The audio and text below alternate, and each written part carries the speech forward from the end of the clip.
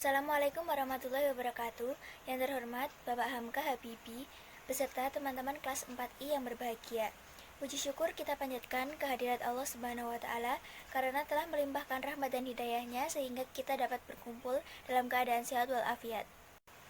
Sebelum masuk ke pembahasan, izinkan saya untuk memperkenalkan anggota kelompok kami.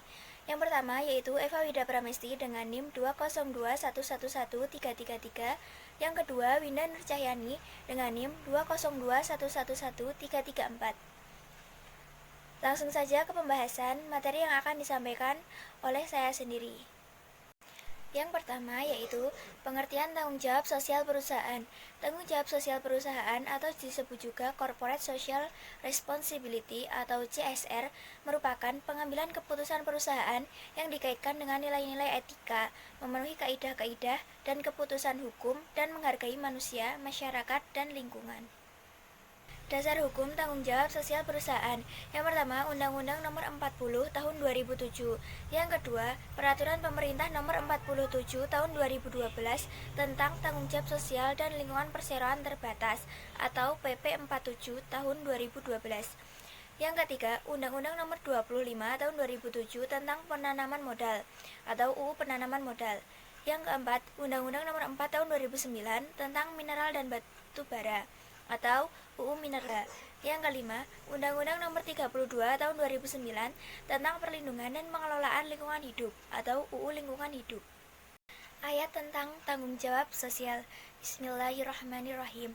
Laisal birra an tuwallu wujuhakum qibalal masyariqi wal maghribi walakinnal birra man amana billahi wal yaumil akhir wal malaikati wal kitabi wan nabiyyin wa atal mal ala hubbihi dzawil qurba wal yatama wal masakin wa banas sabil wasailina wa fir riqab wa aqama salata wa ata zakah wal mufuna bi ahdihim idza ahadu wasabirina fil ba'sa'i wad-dharra'i wa hinal ba's ulaika alladzina sadaqu wa ulaika humul muttaqun.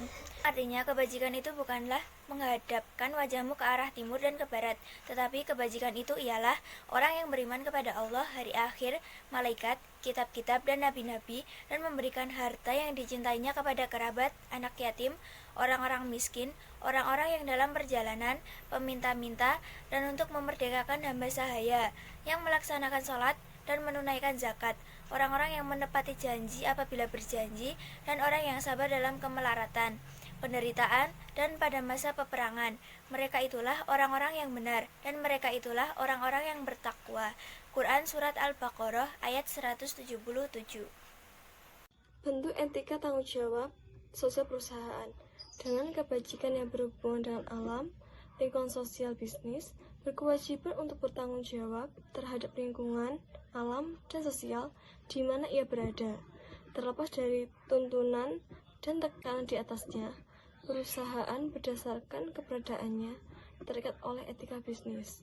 Ada dua alasan. Yang pertama, karena apapun bisnisnya tidak mempengaruhi stakeholders, dan yang kedua, karena setiap titik tindakan merupakan lintas etis serta jalur tidak etis dalam keberadaan bisnis dibenarkan oleh alternatif etis yang bertanggung jawab memilih.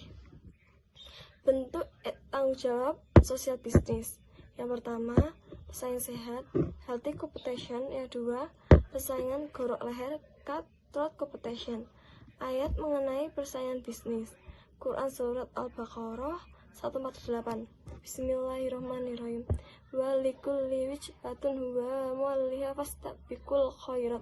Ainnama takunu yatibukumullahu jumya. Innallaha ala kulli syai'in qadir. Artinya, dan bagi tiap-tiap umat ada kiblatnya sendiri yang ia menghadap kepadanya, maka berlomba-lombalah dalam membuat kebaikan di mana saja kamu berada. Pasti Allah akan mengumpulkan kamu sekalian pada hari kiamat. Sesungguhnya Allah Maha Kuasa atas segala sesuatu. Contoh kegiatan CSR. Yang pertama, bidang ekonomi, pengembangan UMKM, pengembangan koperasi simpan pinjam dan usaha dan pemberian modal usaha. Yang kedua, bidang kesehatan, program donor darah, vaksinasi COVID-19 yang gratis dan pengobatan gratis. Yang ketiga, bidang lingkungan, program pengelolaan limbah, penanaman 1.000 pohon, dan pembangunan lahan. Yang keempat, bidang pendidikan. Yang pertama, memberikan beasiswa. Yang kedua, pelatihan keterampilan. Dan yang terakhir, seminar di bidang pendidikan. Dan yang kelima, infrastruktur, pembagian rumah ibadah, fasilitas umum, dan perbaikan jalan. Yang terakhir, keenam, bidang budaya, pelaksanaan pergelaran seni, pemberdayaan dan pengembangan seniman, dan pelestarian karya seni. Bentuk-bentuk tanggung jawab sosial bisnis terhadap kreditor. 1. Jika mengalami masalah keuangan dan tidak mampu memenuhi kewajiban, maka perusahaan harus menginformasikan kepada kreditor. Kadang kala kreditor mau memperpanjang masa jatuh tempo pembayaran, bahkan menawarkan saran bagaimana perusahaan dapat memperbaiki kondisi keuangannya. Yang kedua, perusahaan dapat dikatakan melanggar tanggung jawab terhadap kreditor dengan menyediakan laporan keuangan yang menyesatkan dan melebih-lebihkan kondisi keuangan perusahaan. Jika perusahaan tidak membayar hutangnya kepada kreditor, perusahaan tersebut dapat dipaksa pailit. Sekian penjelasan dari kami mengenai CSR. Apabila ada kesalahan kata yang disengaja tidak disengaja, mohon maaf. Wassalamualaikum warahmatullahi wabarakatuh.